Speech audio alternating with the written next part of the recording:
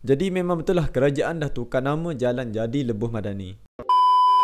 Assalamualaikum. Dalam video ni saya nak buat pembetulan sikit pasal video yang saya buat sebelum ni berkenaan kerajaan tukar nama jalan kepada Lebuh Madani. Bila info sahih yang saya dapat ni rupanya betul lah, Lebuh Raya KLIA atau lebih spesifik kepada Federal Road 26 dah diwatakan secara rasminya sebagai Lebuh Madani sejak 5 Ogos 2025 lagi. Kalau ikut dalam warta tu lah. Dalam video sebelum ni saya kata belum diwatakan lagi. So silap saya lah. Rupanya ia memang dah diwartakan. Info ni pun saya dapat dari laman web rasmi Pejabat Peguam Negara. Jadi bila dah dapat info dari Pejabat Peguam Negara ni, maka tak ada pertikaian lah dan salah kerajaan dah tukar nama jalan tu kepada Lebuh Madani. Jadi apa justifikasi penukaran jalan ni? Ada sesiapa boleh jawab tak? Pada pandangan saya, nak letak nama Lebuh Madani pun tak kisahlah, tapi janganlah tukar kepada nama jalan yang dah sedia ada sebelum ni. Ni boleh mengelirukan ramai orang. Kalau nak letak nama juga, cari jalan baru dan letaklah nama Madani tu. Apa pula pandangan korang tentang isu ni?